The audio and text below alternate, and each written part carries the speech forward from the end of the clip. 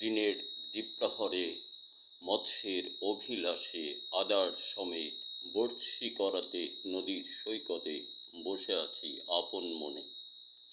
দেখুন, এটা মাছ ধরার নেশাযুক্ত মানুষগুলা এভাবে ঝড় মেঘ রৌদ্রের উত্তপ্ততা অবহেলিতভাবে দূরে ধাক্কা দিয়ে মৎস্য ধরার নেশায় আমর্ত থাকে।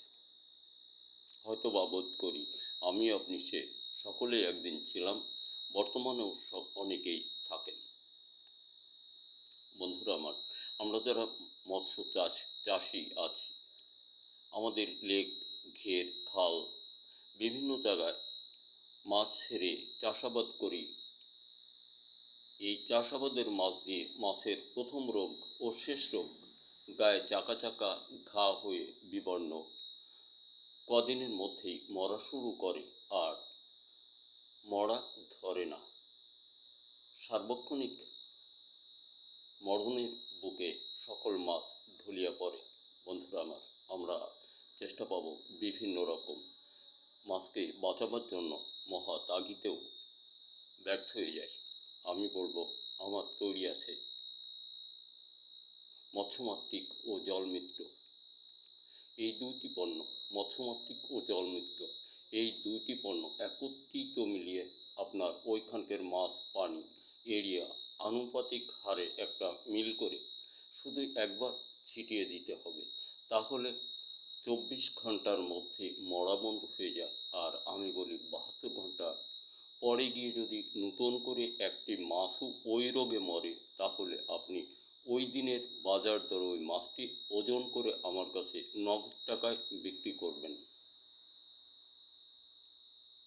আমি বলবো আপনাকে নিশ্চয়তা ভরে আপনি এটি ব্যবহার করলে ফলপ্রসূ লাভ করতে পারবেন। আপনার লেক বা ঘেরের একটি মাছও মরবে না। তাহলে এটা বাজারজাতকরণের কথা। প্রাপ্তিস্থান বাজারে খুঁজুন, কিন্তু পাবেন না, কারণ এই মালটার প্যাকেট আমি করতে পারিনি।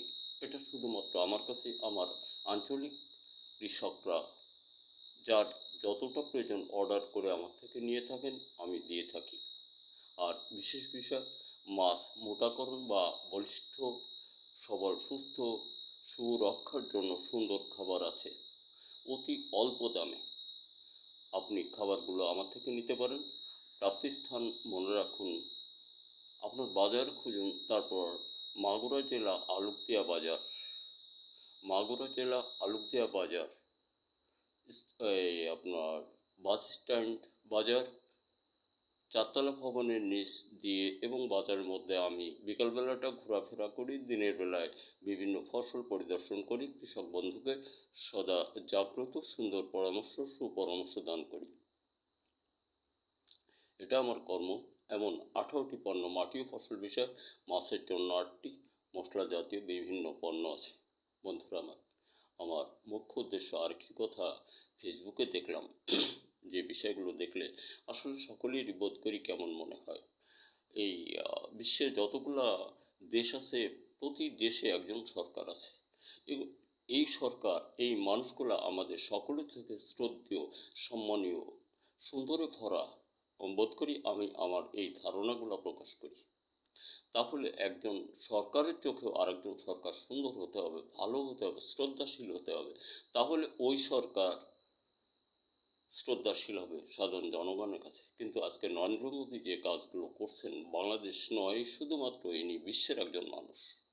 নরেন্দ্র মোদীর বাবার থেকেও অনেক শ্রদ্ধাবান ব্যক্তি সারা বিশ্বের মানুষের চোখে ডক্টর মোহাম্মদ ইউনূস সাহেব। ওনাকে তার পূজা মণ্ডপে অসুর নামে একটা দেবতা বা কিছু ওনারা তৈরি করে সেটাকে পূজা করছেন। আরে নন্দ, তুমি গাঁজা খাও কয় কলকে? কোন গ্রন্থ মাফিক তুমি চলো?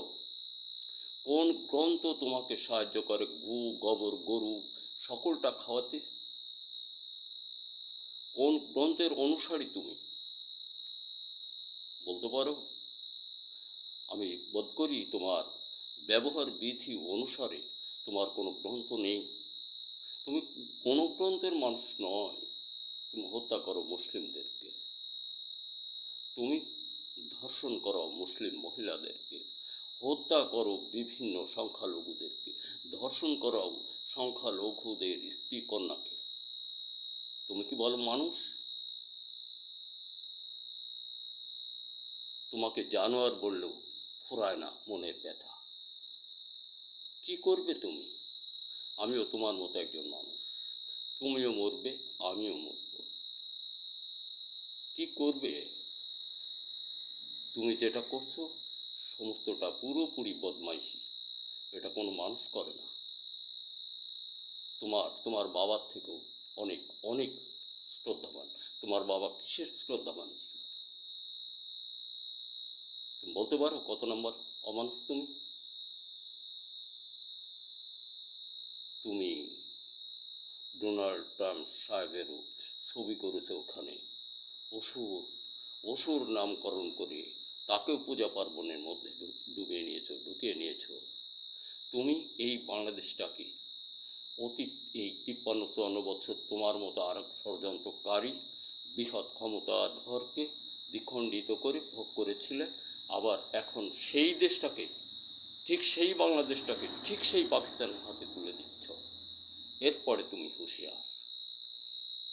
বাবা এক চোদনে উফার, নাকি মা বুড়ি এক ঘাইতে উপার, বাবা আমারও দরকার।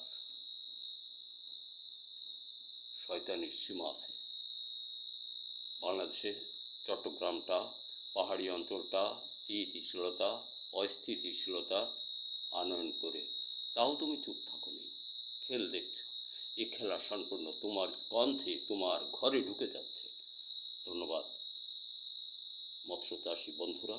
আমরা আমাদের স্বদেশ পণ্য তৈরি আবিষ্কার এটা ব্যবহার করি সুনিশ্চিত নিশ্চয়তা সফলতায় ভরবে। ধন্যবাদ। দেখা হতে পারে আরও কোনো